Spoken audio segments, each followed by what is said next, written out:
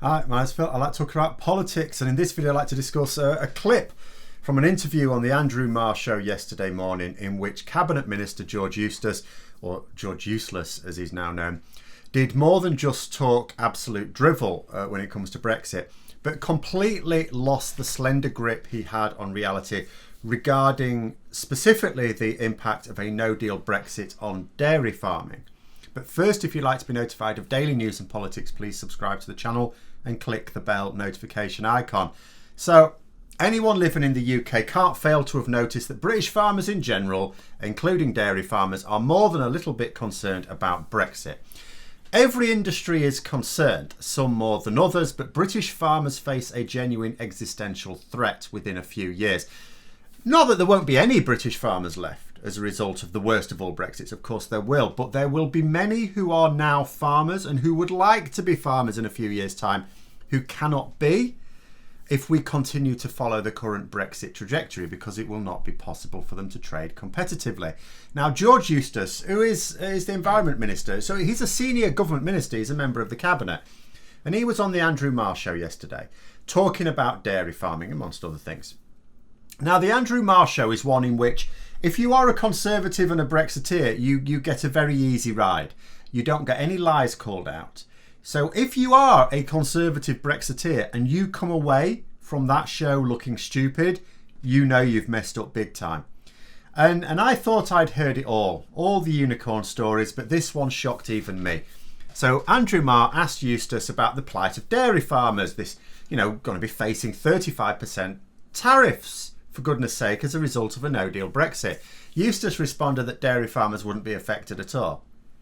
Now, even Marr, the Brexiteer's plaything, was incredulous at this. But the 35%!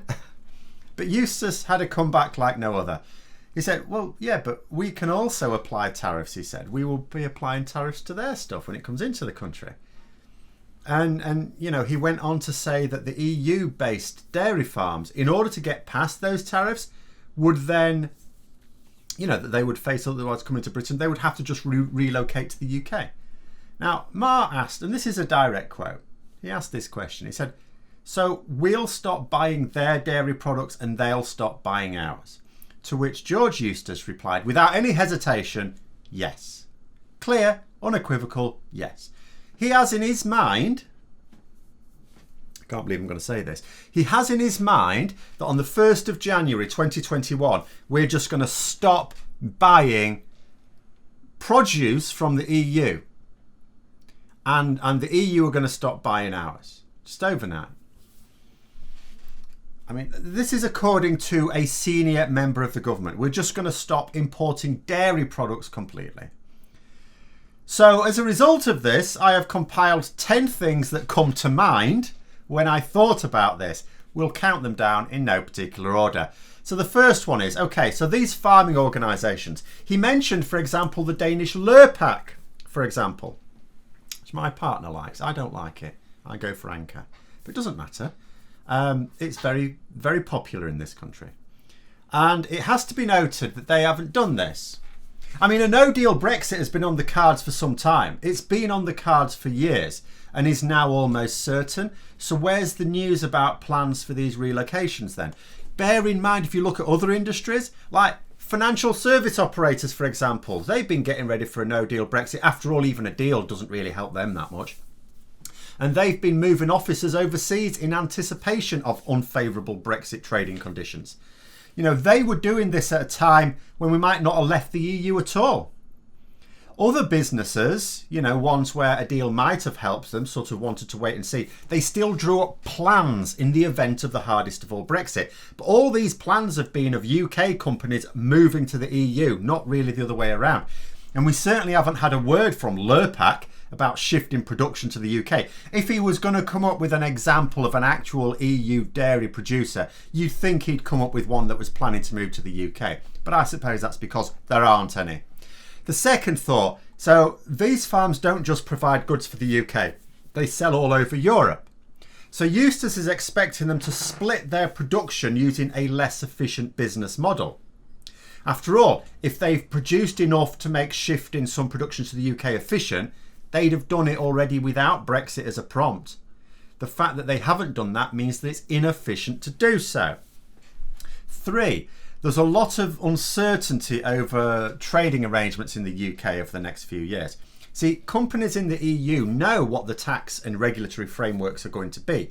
And yes, these things evolve, these things change, but they also know how it's going to shape up in the foreseeable future because they know what the EU want to do, so they can look ahead, they can see the lie of the land.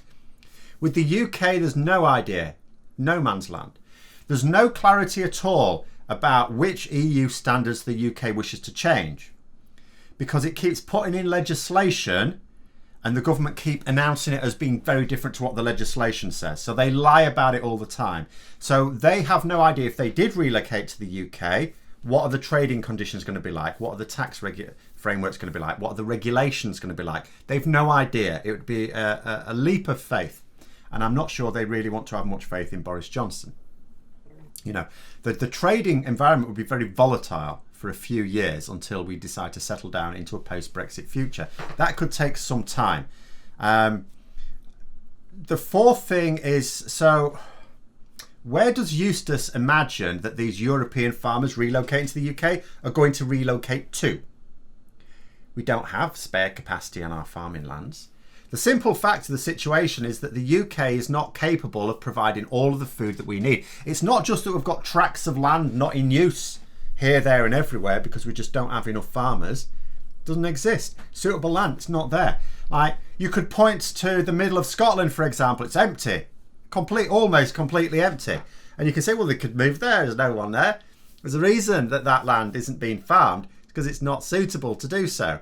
You know, this would be the same thinking that maybe led the government to reportedly try and build a Kent lorry park on a floodplain, which has now reportedly been flooded, halting work on it for some time, so I'm told. So even if some European farmers did want to relocate some of their production to the UK, the only way to do so would be by displacing British farmers. But that doesn't increase the amount of food we can provide for ourselves. It simply changes British farms from British ownership to European ownership. I mean, seriously, for a xenophobic government, this is probably the most cretinous aspect of Eustice's comment. 5th thing that occurs. So even if what I'd said so far were not the case, there's no way that Lurpak or indeed any other European dairy farmer is going to relocate production in the next 6 weeks. They haven't even got plans to do so.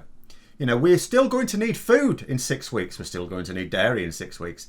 And we get most of our food from overseas, albeit not all of our dairy, but I'll come to that. And that, that's total food. I mean, for example, take fruit, fresh fruit. We get 84% of that from overseas, with the vast majority of it, of course, coming from Europe. 6th thing, because we utterly depend upon imports for our food, the real figure, a lot of people talk about this 50%. In reality, it's 80%. It seems unlikely that the UK government would actually apply high tariffs to staple foods, including dairy.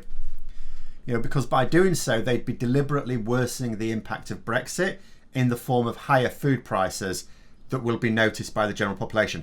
Food prices are already likely to increase just because of shortages. If you then whack on tariffs as well, especially high ones like 35%, please behave. 7, so let's say the government did try to apply those tariffs. That would create even greater food shortages. Not just because it'd be too expensive, it's because we don't have the systems to manage our post-Brexit borders. Even if we get a full trade agreement, a free trade agreement, that is, we don't have the systems in place to manage even that. It's going to be chaos. We know that. The government said that. We can't do the checks we need. Now, if you have tariffs that need to be applied, then again, we don't have the system to do that either. That will just increase the chaos, increase the delays, and it's those extra delays that would create the extra shortages. Particularly for fresh food, you can't just have it sat around for days or order a load of extra and stockpile. You can't just stockpile crates of apples. So the government are going to need to apply a very light touch to imports in order to try and keep things moving across the border, to stop the whole thing crashing down. For every additional set of paperwork that you impose on incoming freights, you delay the rest. That includes those vaccines that may be trying to get through, as well as also crucial things like food and medicines, Until the system can actually cope with all this, and that's not believed to be for years, the government would be mad to try and put import tariffs on food. 8. So then there's the elephant in every Brexit room, quite frankly, Northern Ireland. So what Eustice is also saying is that there can't be any dairy products moved between Britain and Northern Ireland there, in the case of a no deal. He wants to completely cut off trade inside 2 parts of the UK. I'm not sure he's thought that one through. Because, and here's the thing where if you look at it, you might think, well, actually, we provide most of our own dairy in the UK. In the UK, we do. But we're splitting the UK into 2 distinct bits. I know the UK sort of split anyway, but in terms of customs arrangements, we're splitting it into 2 bits. So if you look at where our dairy comes from, actually an awful lot of it travels between Britain and Northern Ireland, is processed and then travels back again. And, so that you're going to have to, if you've got tariffs in place, you're going to have to try and work that out. That makes it even more complicated as well. We don't have the systems to deal with that complication of moving goods between Britain and Northern Ireland, not applying tariffs because we don't need to, but in a way that how do we know it's not going to the EU? Very complicated. We haven't got the infrastructure in place to deal with it. We have a plan, because that was the withdrawal agreement, but we haven't put it in place yet. So due to a no-deal Brexit, our supply will suffer. We're not just talking about dairy farmers who export who are going to be ruined. Our own supply will be, because it has to be processed. And if you've got the processing happening in Northern Ireland and the supply largely in Britain, that doesn't work. 9. So then let's imagine you are a dairy company in Europe, but one that's paying attention, which I hope is all of them. So you will understand that the UK relies upon food imports, including your own. You'll understand that the UK cannot actually manage such a large economy without preferential trade agreements with major trading partners, including the rest of the continent that they are on. Relocating is costly. You think to yourself, okay, to bypass these import tariffs, we could relocate. Yeah, that costs a lot of money. It's going to take a lot of time. It's inefficient when we've done it. We don't know what the tax and regulatory framework's going to be. I'll tell you what, should we just wait for political pressure to build on the government, which will probably take a few weeks, to get a deal really quickly? And that deal is likely to then be even more in favour of EU businesses like, Lurpak, than the one currently on offer. And then 10, and this is the bit to consider throughout everything. So what George Eustice has said on that programme, in that short clip, is not an announcement of policy that, some believe is just not the best one. That happens all the time in politics. The government announces something, you don't believe it's the best thing, but it's a thing and it will sort of do something. This is nonsense in concept, and yet he still said it. And then you think, so why did he say it? Is he lying, or does he believe it?